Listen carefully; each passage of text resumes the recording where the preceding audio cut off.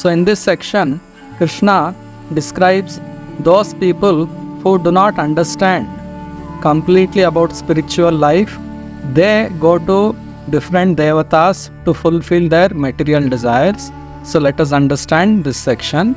So Krishna says, Kamaistaistair hritajnana prapadyante anya devata tam niyamamasthaya prakritya niyatasvaya.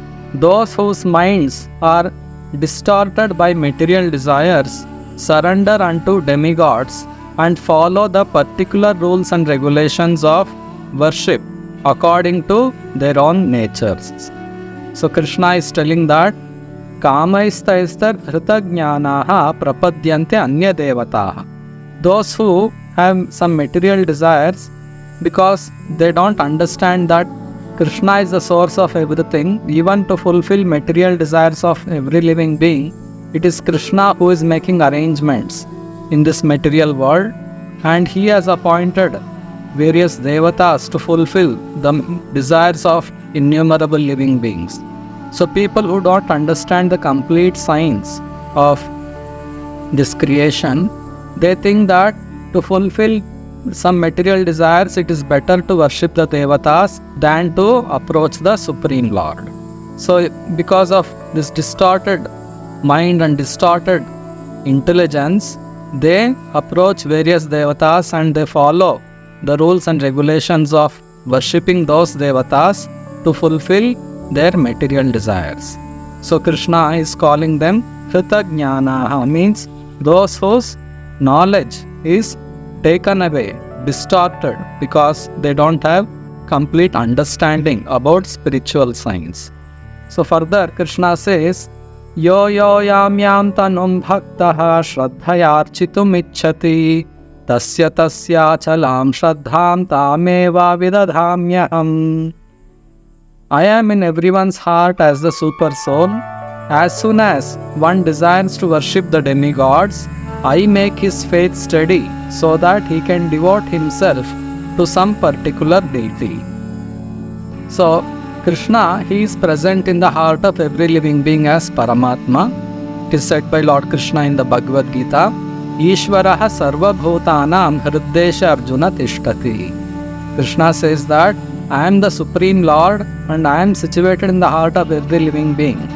So, Krishna, he knows the desires of each and every living being, and he fulfills the desires of every living being. So one may question that why does Krishna create this material world, and why does he make the living beings forget him and put them under the illusory energy?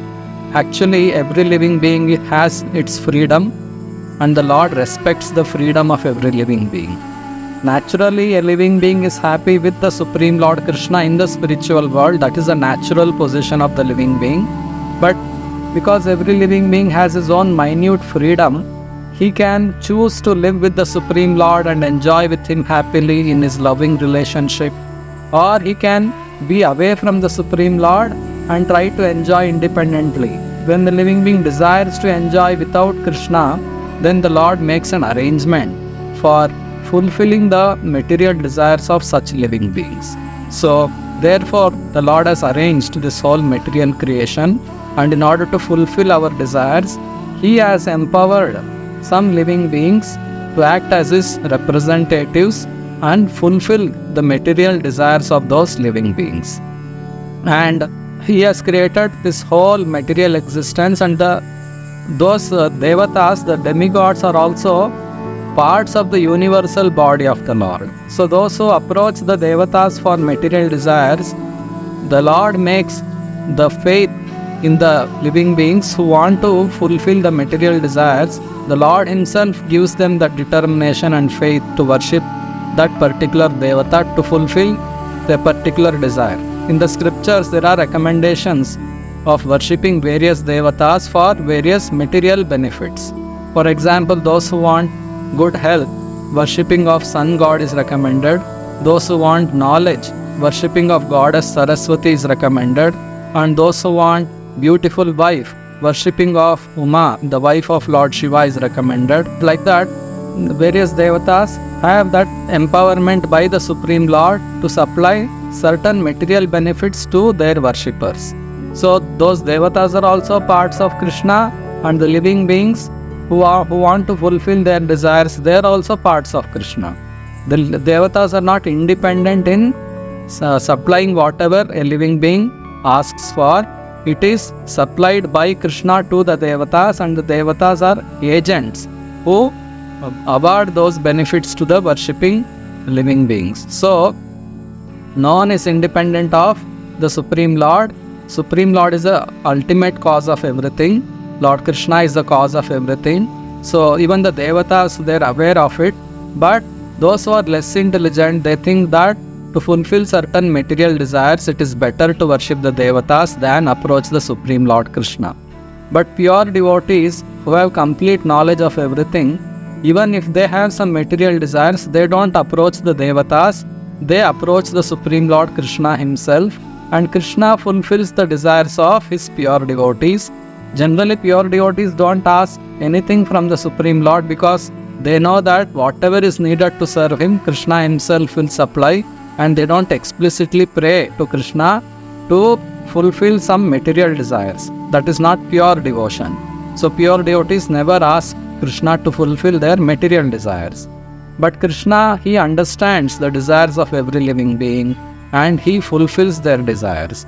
For those who don't want to surrender to him directly, Krishna makes their faith and determination towards a particular Devata because they are still in the mode of passion and ignorance. So being influenced by the modes of passion and ignorance, some human beings, they want to worship some other Devatas for fulfilling their material desires. So Krishna makes their faith in a particular Devata very steady and strong, and enables them to fulfill those material desires by making them worship a particular Devata, and he supplies those material benefits through the Devata to the worshipper.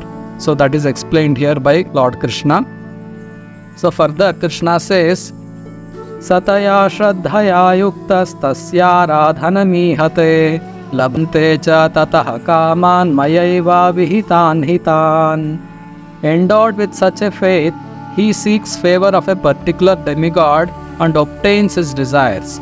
But in actuality, these benefits are bestowed by me alone. So here very clearly Krishna is telling that when a worshipper of the Devata worships a particular Devata for fulfilling his material desires, those material benefits are supplied by Krishna himself. Actually, those material benefits do not belong to the Devata. It belongs to Lord Krishna. Krishna supplies it to the worshipper through the Devatas. So Krishna supplies everything needed by the living beings.